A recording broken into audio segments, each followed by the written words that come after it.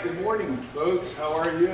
Thank you for coming today. I'm Mr. Trini. I'm one of the guidance counselors here, school counselors, I should say. We changed our title. This is Mr. Duval, our school counseling coordinator. We also have Ms. Verano, one of the other school counselors. A couple of the school counselors are in the cafeteria because we're giving the ASVAB today, which is a great test for 11th and 12th graders to take. Even 10th graders can take it, especially if they're undecided about a college major or career field. Good test. So if your students haven't taken that test or are not signed up for it, it's something to think about in the future. Okay. So today we're going to do a parent coffee talk on becoming a college student athlete. You guys are going to notice I underline the student part, right? That's really important because we want to focus on that. The main focus of the presentation is going to be on the NCAA Eligibility Center, but we are going to talk about some of the other governing bodies to begin with because college sports, there are 3 governing bodies, so we're going to look at all 3 of those. But we're going to get into the details on the NCAA eligibility. That's the largest of the 3, and it's the one a lot of our student athletes end up going to. So we'll talk a little bit about that. So like I said, there's different organizations that govern college athletics at the different levels and depending on the university or college and which organization they belong to. So the first one is the National Junior College Athletic Association. So this oversees about 500 or more junior colleges or state colleges. Some of those state colleges are in Florida as well. They're members of this. Their guidelines for eligibility are pretty straightforward. You generally have to have a high school diploma or GED. Then each institution will have a compliance officer that kind of says and guides you through that process. So the coaches in this organization work very closely with their individual student athletes to make sure they meet the eligibility guidelines. The second one is the NAIA. So this is a group of a lot of colleges. A lot of them tend to be in the Midwest or the Southeast. It's about 250 schools. This one's been getting smaller over the years. It's actually, a few years ago, it was up to 300 schools. Some of the schools that leave NAIA end up moving to the NCAA. So it's been shrinking a little bit. That's just something to be aware of over the past couple of years. And then, of course, the NCAA is the big one. It's 1,100 schools, covers 3 divisions. We'll talk. That's going to be the main focus. But this is the website for the first one we talked about, the Junior College Athletic Association. The eligibility index website at the top is the one that will tell you the eligibility rules. Okay. When you go to this website, it will tell you the member colleges. So that link is really useful. If you want to look at the colleges, there's a link for eligibility. And the compliance corner is really where you're going to spend most of your time if you're looking at this website. Okay. The next one, the NAIA, this is what their website looks like. The web link is at the top. It's going to show you the sign-in. Now, students who want to attend an NAIA school, they do have to register here and set up an account, and that's right at the top where the sign-in is. Okay? They also have their separate eligibility center, and these students, you can see, they receive over almost $500 million in scholarships every year, so that's pretty impressive, considering there's only about 250 schools that participate under that eligibility guideline. This is what the registration center for that one looks like. And you can see right there where the link is for register now. Okay. And there's different links for the students over on that side, for U.S. students. This will talk right down in the lower left-hand corner. It talks about the 3 components that they're really looking for. One of those is to submit the profile. Then you do have to send records in. That includes a transcript. Most students will do this at the end of their junior year. The official transcript has to be sent from us. Students would do that through the Parchment system, which is on our school counseling link under the Park Vista website. So they do have to send an official transcript, okay? And their goal is to get on that, what they call their short list, which is their eligibility list that opens up their eligibility to the coaches and the compliance officers who then can officially offer them a scholarship. Okay. And of course, the big one's the NCAA Eligibility Center. This is what the main page looks like. UConn women losing, I think, here. And there's a login at the top. So this is where students would go to get most of that information. This website also has a great link there for resources that you can go to. I gave you a lot of the resources in your packet. Some of them are informations on the eligibility for the different division 1 and 2. So a lot of those resources are also available online. There's also a worksheet in your packet that will talk about GPA calculation there. That's important as well. So the NCAA Eligibility Center was formerly called the Clearinghouse. So if you hear that term, or if you Googled NCAA Clearinghouse, it's going to redirect you. It's the same format, they just changed the name. And what the Clearinghouse does is it certifies student athletes to see if they're eligible to receive a scholarship. It also determines their eligibility just to play in an NCAA sport. Even if they're as a walk-on, they still have to do the eligibility study because they have to meet certain guidelines. So it's not just for student athletes who are pursuing a scholarship. Even a student athlete who's just walking on and trying to participate still has to do this. It's going to measure a couple things. It's going to measure their academic eligibility. It's also going to measure their eligibility under amateurism rules. So NCAA is really big on the amateurism rules, and that's a big component when the students do the registration of what they have to fill out. Just as a side note on the amateurism, that has little bearing on students who played organized team sports in high school, things like football or basketball or baseball. It comes into play really a lot with students who are individual sports students if they do outside like tours and things like that. So sometimes students who might be a track athlete, or if they're a student who plays tennis or golf, they got to be cautious with that, about outside tournaments that they participate in, because if they're receiving benefits for those tournaments or participation, it could affect their amateurism eligibility, so they have to be very cautious. And there's a whole worksheet and questionnaire that they do. So the certification for Division 1 and 2, we're going to talk about that. There's 3 divisions. The Division 1 and 2 are the ones where they're really going to use the credentials for that amateur and academics to determine their eligibility as a college freshman. Okay, so once they go to college. For the Division 3, there is no eligibility or uniform eligibility rules. Students who play Division 3, they still have to meet eligibility criteria to play the sport and to participate, but that is determined by each individual member institution. So each college determines that at the Division 3 level. The reason for that is Division 3 schools can give you merit-based aid based on your academic. They can give you financial aid based on your need, but they cannot issue you athletic-only scholarships. So they're not issuing scholarships based just on athletic merit. So because they're not getting money for pure athletic ability, they're not going to be as bound by their compliancy rules as Division 1 and 2, which do that. Okay? So these are the eligibility rules. So initial eligibility is when you first enter the college. You do that normally as an incoming freshman. Once you get into college, there's a whole different set of rules that will measure your compliance each year. That's based on your performance at college, how many college courses you're taking, what your college grades are, how many credits you're passing. But the first year is determined by the Eligibility Center. It determines, can you practice? Are you eligible to practice with that team? Can you compete? And can you receive scholarships based purely on athletic merit or ability, okay? So like I said, at the first year in the Division 1 or 2, it's going to be determined through this process, and then subsequent years, it's going to be determined by compliance at the university based on their academic requirements. Okay? So initial eligibilities are different for all 3 divisions. So you can imagine that for Division 1, they're the highest. For Division 2, they're a little bit lower.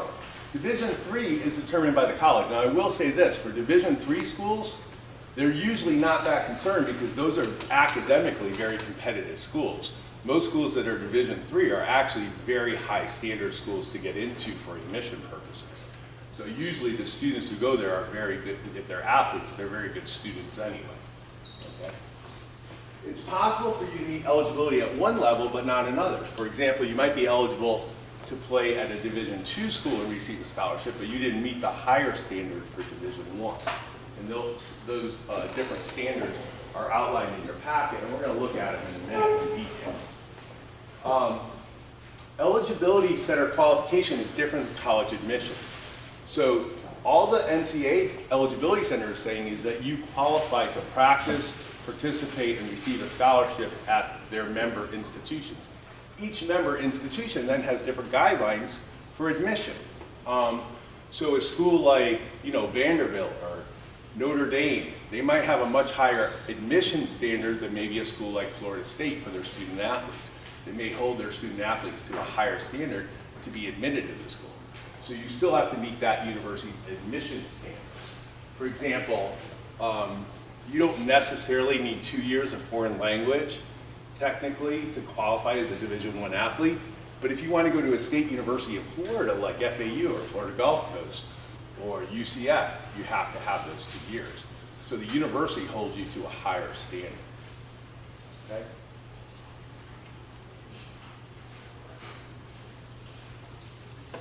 This is an example of the different divisions in Florida. If you go on the NCAA website, you can pull up every division. It will give you a full listing. You can search those divisions by state or even by college name. So we have a lot of Division I schools in Florida. You're probably familiar with a lot of these schools. Many of the state universities are there, like UF, Florida State University, FAU, UCF, Florida Gulf Coast. If they're Division I, doesn't mean they have every sport in that division, but for the sports that they do have, they're a Division I school. We also have a lot of Division II schools. You'll see those listed. What Florida does not have is any Division III schools. There are a lot of Division III schools in the country, almost like 700 or 800 of them.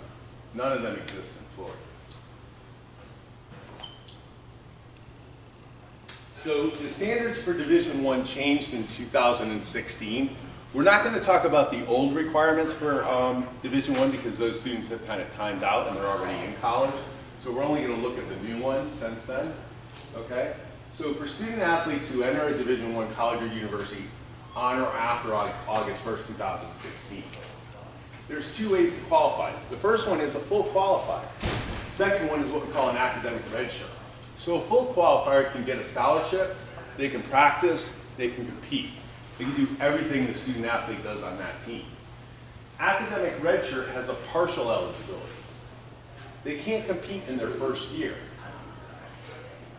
Aid and scholarship and practice they can get. So if the college still wants to give them aid for their athletic ability, they can, but they're not going to be able to play in a game. Okay? They have to be academically successful after that first year to then continue. If they don't meet that, they're kind of like on probation. If they don't meet that, they're going to lose their eligibility. So they're kind of in there as a probationary student. The non-qualifier can't get no athletic aid for that first year, okay? Now that, like I said, the college can offer them aid, but that aid won't kick in until their second year of college once they've proven themselves, okay? This is the full qualifier, and it's going to talk about the core classes that they have to meet. So for a Division I school, you have to have 4 years of English, you have to have 3 years of math, and those are math courses that are Algebra 1 and higher, typically Algebra 1, Geometry, Algebra 2, classes like trig, pre-calculus, statistics. They need 2 years of natural or physical science. That's usually not a problem with our students because they need 3 years anyway for graduation. They need 1 year of additional English, math, or science. Then they need 2 years of social studies. They're not going to have a problem with that either because we require 3 credits of social studies. And then they need 4 additional classes from any of these categories. So those categories could be extra math, English, or science, or social studies. They could be categories in foreign language, which most students who are going to go to a 4-year college are going to have 2 years of foreign language. They can also be the religion there. What they mean by that would be something like Jewish studies, or it can't be like a doctrinated one that a student might take at a parochial school. So if they transfer in with that, that may not count. Or it could be a philosophy class. Okay, the item in red here is really important. This is new. So students at Division I, 10 of those 16 courses have to be completed before their senior year, okay? The reason they put this in place is what was happening is a lot of student athletes,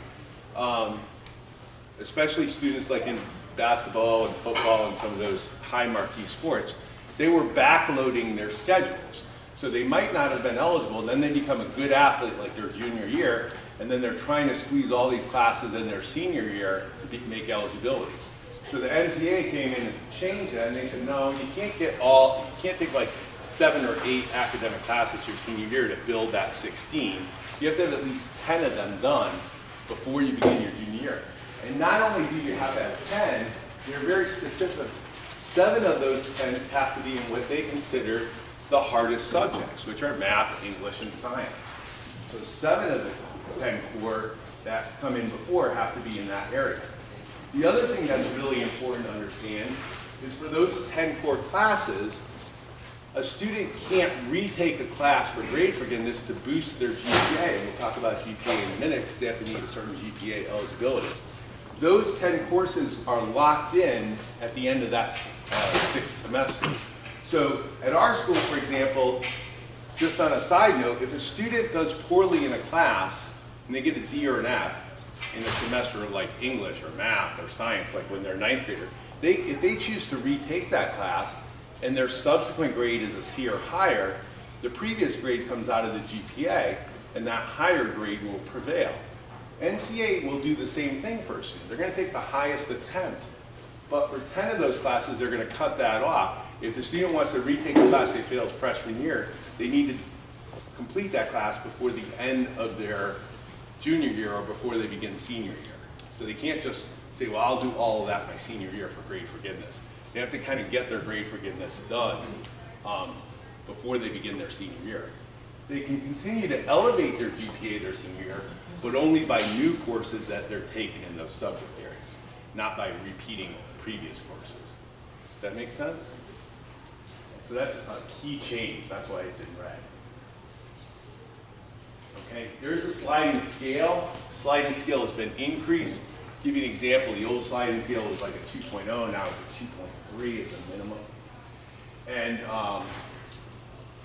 this is the academic redshirt. So we talked a little bit about, that was for full eligibility. Students who are going to be academic redshirt aid in practice, but they can't compete and they can't get that aid to kick in until their second year. They still need the same 16 courses. They need a minimum GPA of a 2.0. Remember, the full person needs a 2.3, so it's slightly lower GPA. And then they have to meet the separate sliding scale for their GPA and test scores, which is in your packet. Okay? This is an example of this, just a partial list of the sliding scale. So this is going to show you. So you'll see, like, for a full qualifier, generally, the higher your calculated core GPA is on those 16 courses, the lower your SAT or ACT scores can be.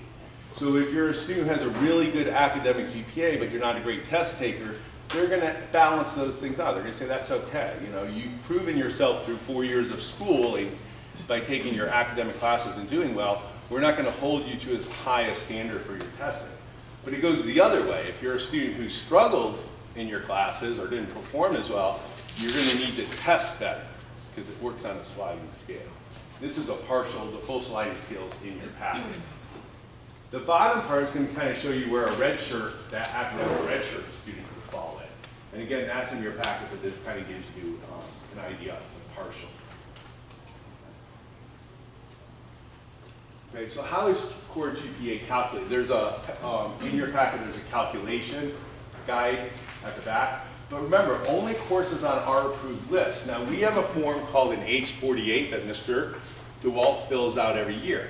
We list any academic courses that we've taught or are teaching or that our students might take. Those courses are the ones that NCAA is going to approve. When we submit a course for review, we send it in, and the NCAA, we have to send in the curriculum and the benchmarks for that course, and they'll tell us if that course counts or not. Now, in Florida, we have the advantage that our courses in Florida are statewide courses.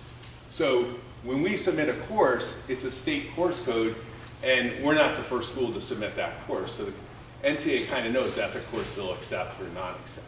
So it's a pretty easy process in Florida because all our courses are standardized throughout the state. The student's best core course grades will be used for calculation. So remember, they're looking at those 16 best in the different categories. So for example, if it says you need 3 math, and you've taken 5 math, they're going to take the 3 best out of those 5. Okay? But remember, a couple of them have to be before junior year. The core GPA is calculated on a 4.0 scale. This is the same scale we use at our school. So you're going to see here, it's not much different. We give a letter grade. We don't give a numeric grade. I have numeric grades there. Some schools, like in New York, give a numeric grade and they convert it. They won't convert our grades. A D is a D, an A is an A, a B is a B. Good question. What about honors classes? Yeah. Is that before honors or after honors? Or yeah, they don't really calculate honors for the So if you're in AP, ACE, yeah, in the same class, and you're getting a D, you're getting 1 point. It doesn't matter. Okay. But most of our students who are in AP or ACE, remember, they've taken, they're well beyond usually 16 units. Right. So remember, they're taking the most favorable units. Okay. So if you're, don't think, oh, I took a hard AP class and I struggled and got a C or D. It's probably not going to hurt you if you're an AP or ACE student, honestly, in this scenario. Remember, the college, this is for NCAA, the college is still going to give weighting.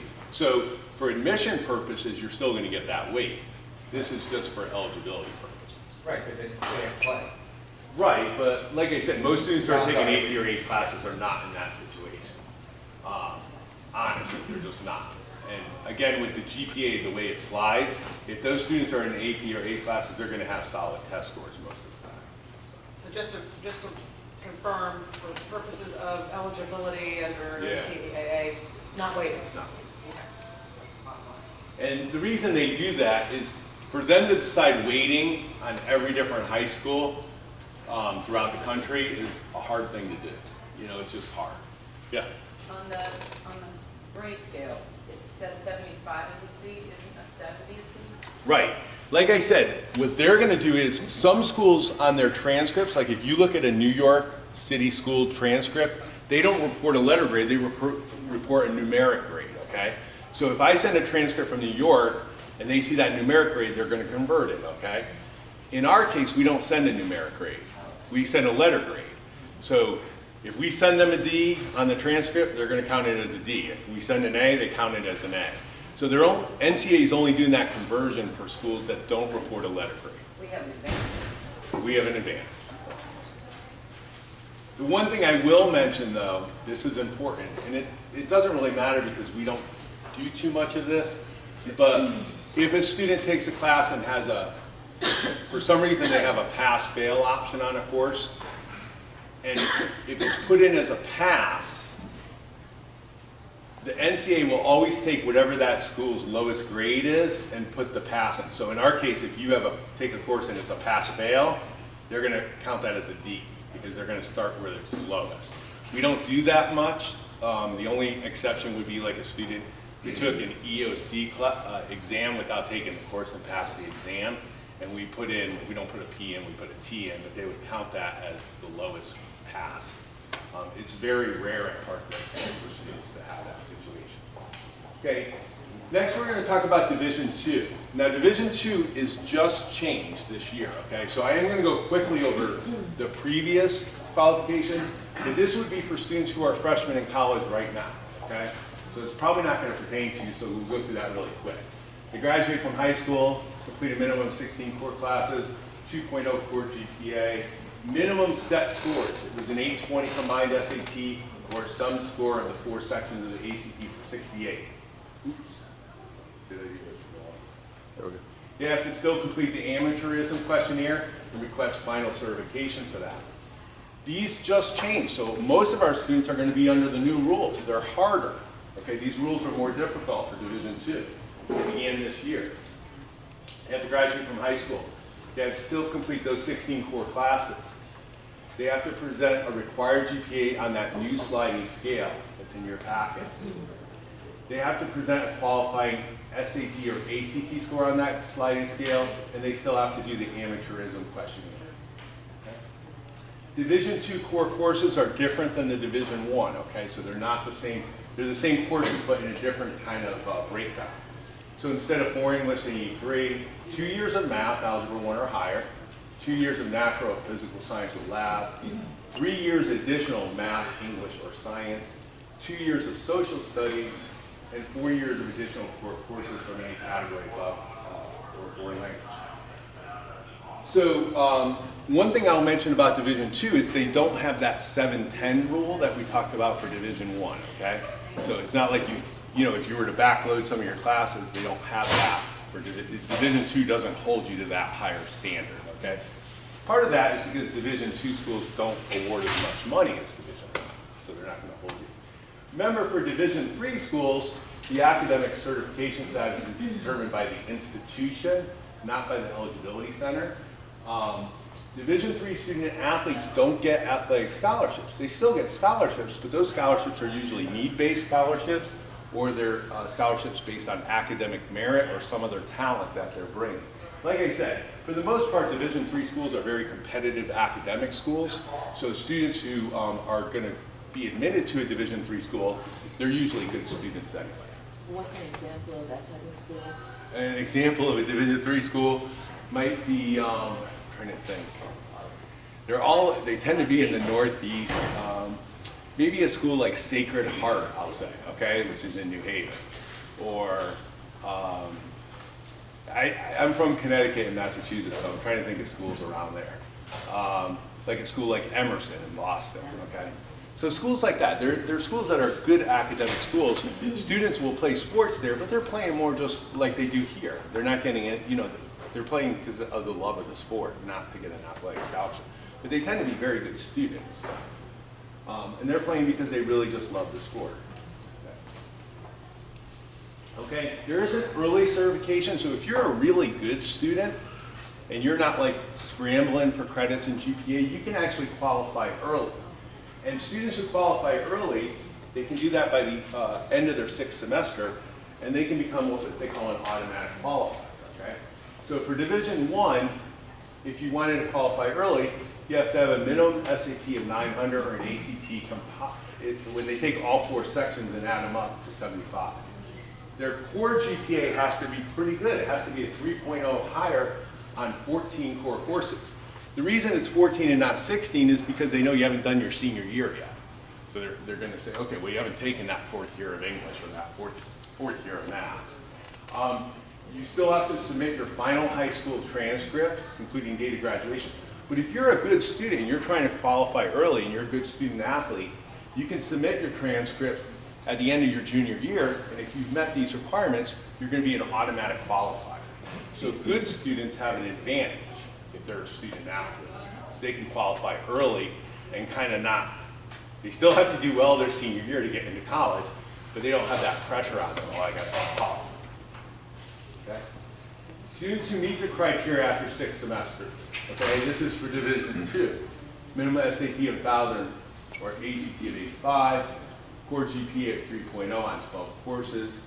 Students are still required to submit that date of graduation. Okay? Now, how do you see that list of core courses? If you guys wanted to see what I called our H48 form, you can see it, okay? You can go to this website. You're going to see a link for high school administrators. You're not going to be able to change anything on there. List of NCAA courses, and follow the prompts. Select our school code. Our school code is 101923. That's like the code we use for SAT and ACT in colleges, okay? And you'll be able to see a list of those courses that we have. If you're not sure what those courses are and you want an easy way, if you look on our course selection sheet, so when we give the students the course selection sheet that's along where they pick their classes, and you look on the front and back of that, if the class is in italics, it's probably on this form, okay? Because those italics classes are the same academic classes that we use for Bright Futures or for university admission. This information in this packet, right? This is on our website. This will be on our website, yeah. It's not, sorry. It's in, I shot the screens, but you'll be able to access this on our website. Here in the back. Okay? Now, when students register for the NCAA, they can do that in 10th or 11th grade. We generally recommend they do it in 11th grade. We usually tell them to begin the process the second semester of their 11th grade year. They usually want to send a transcript. That transcript should be sent at the end of 11th grade, so it has their 11th grade courses on it. Okay, so that a lot of times they'll do it like right after grades go in at the end of June or the beginning of June, so they can request a transcript like in the first or second week of June. Okay. There is a fee. It's $90. If a student is on free or reduced lunch, we will waive the fee for them. They have to see their counselor and Mr. DeWalt, and we'll waive the fee. They still have to go there and do the process, and then we'll lock them out for the fee part, and then they come and see us, and then we'll waive the fee. Okay. You do have to pay for the transcript on parchment too. I think it's $5, Mr. DeWalt. Okay.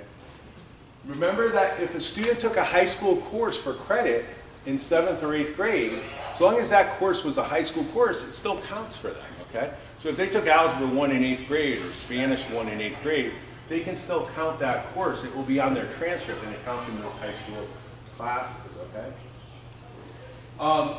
Students do have to send their test scores directly to the NCAA. Even though the test scores appear on our transcript, the NCAA will not accept them from our high school transcript. They want them sent directly from the testing organization. So when you go on SAT or ACT, I always tell my students, when you register for the test, or right after you take the test and you have the registration, you can send scores. Now when you register for the SAT or ACT, you get 4 score reports free, okay, every time you take it. You should use those score reports to send them to colleges that you're interested in. But if you're a student athlete and you're trying to send it to NCAA, you can use one of those score reports to send it to the NCAA. Their code is, every college has a separate 4-digit code, but they make theirs real easy. It's 9999. So you would just send that code. And you can do that when you register online at the end of the registration, and we'll prompt you for that. Okay, so yeah, so students can do that. Does it matter sending multiple test scores? You want to send every test score. If you already are eligible and everything. Yeah, you don't have to send them after that. For this purpose, it's not. You still would want to send them to the college. Right, the college, because the college can choose how much right, cash they'll is. take, Just right. says, Once you meet eligibility, you've met it, especially if you're an early qualifier. Okay. Now, the one thing to keep in mind is the NCAA will super score both tests. So they will cherry pick sub-scores from those tests and give you the best. They're trying to help you as much as they can. Right. So they're, just like they do with the grades, where they're going to take the best credits, the best grades, they're going to do the same thing with the test scores. So if you're a student who struggles with testing, you want to test often and send them every score. So, and they'll take all those scores and they will work with them and process them in the most favorable way for you. Okay, they're not trying to not make you eligible. That's not what they're trying to do. They're just trying to make sure that you've met the minimum benchmarks. Okay? And that's what this says. You can mix and match and super score the SAT or ACT scores to achieve the best results. So it's exactly what we just talked about. Okay. The one thing, and this doesn't really apply too much to our students, it's kind of timing out, but the SAT was redesigned in March 2016. So if you have scores that you took the SAT before March 2016, and this really doesn't apply probably to our current students, they'll take those scores, they just won't mix them with the new SAT. But most of our students haven't taken the SAT before that. This would have been like maybe for last year's seniors, if they took the SAT early. Okay. If you want more information on the SAT or ACT scores and how they look at the previous ones, this is the website, but like I said, it's pretty much timed out. It's not going to affect most of our students here now. Okay? What does your child have to do as a student athlete? Okay, I forgot to underline student. Most important thing is take college prep courses, because that's what the NCAA is going to look at, but that's also, more importantly, what the college is going to look at. Most of our student athletes are not going to become professional athletes. Mr. DeWalt and I can count on our one hand how many students, and we've had a lot of athletes at Park Vista, but how many are professional athletes, and it's less than what I'm holding up now. Okay, there are a couple, but not a lot. So most of them are going to go on to do something else after college.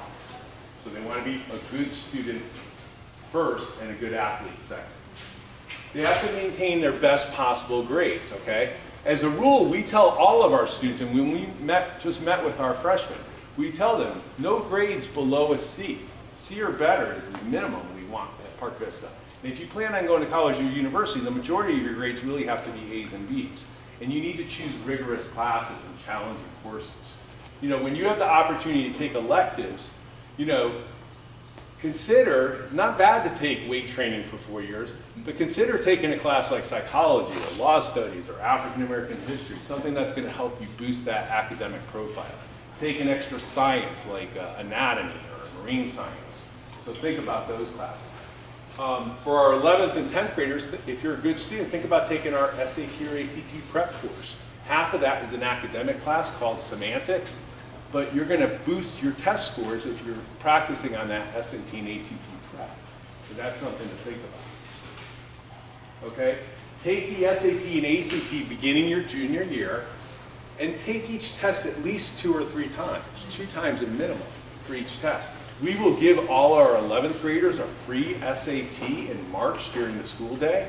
So they all get 1 SAT before the end of their junior year, but they really should take that test twice before they begin their senior year. And the same thing for the ACT, at least once or twice. So you want to try both tests. You want to do some test prep. All of our 10th graders take the PSAT, and once they get their score results, and many of them take it again in 11th grade, they can use those score results, and if they have their College Board account and they set up a Khan Academy account, and they link the two, College Board will send their scores to Khan Academy, and then Khan Academy will do actual tutorial for them that's based on what their strengths and weaknesses are based on their test scores. So they actually individually evaluate their test results, and they customize a study plan for that student for the SAT so that they can boost their scores. So they took the PSAT, if they were in 11th grade or 10th grade, they took it just in October. Now they can study, and they can actually say, well, I'm going to take the SAT in March if I'm a junior, and they'll plan that out for you, a study plan, if you send your scores, that's customized to your results. And a 10th grader could do the same thing and say, oh, I'm going to take this March of my junior year, and even start that early, kind of just doing some prep to maximize their test scores. That's not only going to help them for NCAA, it's going to help them for college and other scholarships potentially, like Bright Futures and things like that. Do the guidance counselor have the PSAT scores for? We don't have them back yet. For 10th, well, they took it, my daughter's juniors took it in 10th grade. Those scores are there. Okay, Yeah. so I can call Well, them. they're on her College Board account. She can access it. Okay. She should have access to her own College Board account. And all she has to do is log into her College Board account, create a Khan Academy account if she doesn't have one yet. A lot of students already have one.